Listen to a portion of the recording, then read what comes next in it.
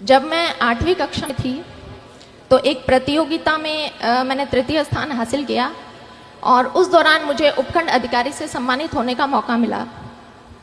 जब उपखंड अधिकारी की गाड़ी हमारे स्कूल के प्रांगण में आई तो उस गाड़ी पर लगी बत्ती को देखकर मेरा बाल मन सम्मोहित हुआ था। लेकिन जैसा कि बाल मन होता है, कुछ घंटों कुछ दिनों में वो जो मेरी यादें थी वो धूमिल हो गई। उसके पश्चात 10वीं कक्षा में फिर से मुझे मौका मिला जब मैं जिला कलेक्टर महोदय के द्वारा सम्मानित हुई।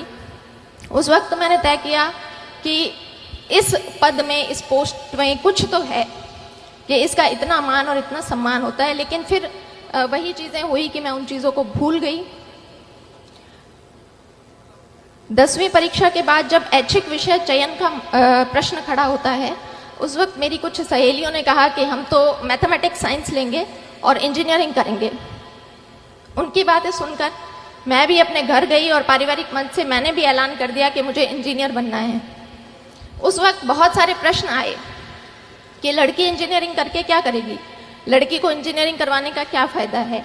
लेकिन वहाँ मैं धन्यवाद देना चाहूँगी अपने पिता को, जो ढाल बनकर मेरे सामने खड़े रहे और मेरे इस निर्णय का पूरा उन्होंने सम्मान किया और मुझे इंजीनियरिंग की पढ़ाई पूरी करवाई।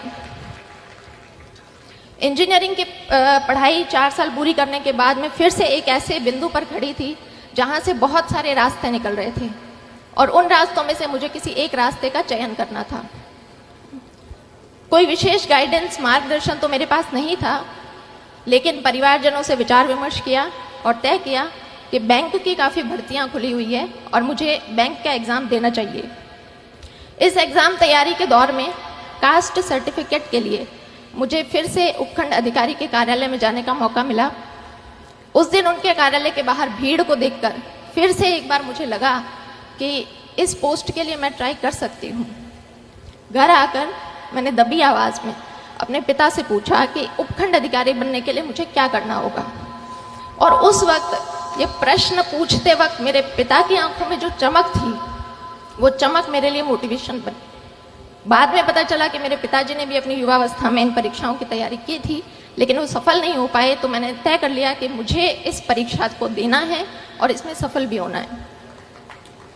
तो इसी तरह से आप भी अपना सेल्फ मोटिवेशन देखें, कौन सी ऐसी चीज़ है जो आपको अपनी जर्नी के दौरान मोटिवेटेड रख सकती है। मैंने RS 2013 की परीक्षा दी, उसमें मेरी 77वीं रैंक से चयन हुआ। लेकिन चूंकि RS के पद कम थे, इसलिए मुझे राजस्थान लेखा सेवा अलॉट हुई। मैंने दोबारा प्रयास किया और 2016 में मुझे प्रॉपर RS मिला। तो आज जब ये बच्चे किसी परीक्षा की तैयारी करने के लिए आए हैं तो एक पैटर्न होता है कि हमारा एक समूह बनता है, हमारा एक ग्रुप बनता है।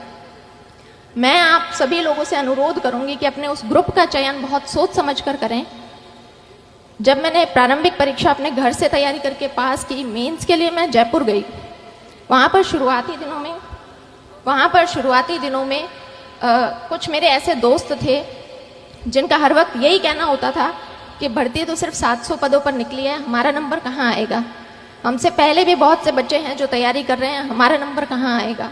तो मैं भी उन शुरुआती दिनों में काफ़ी नेगेटिविटी से घिर गई थी।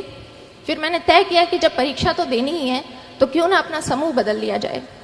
फिर मैंने 2 ऐसी लड़कियों का चुनाव किया जो मेरे ही बैकग्राउंड से थी।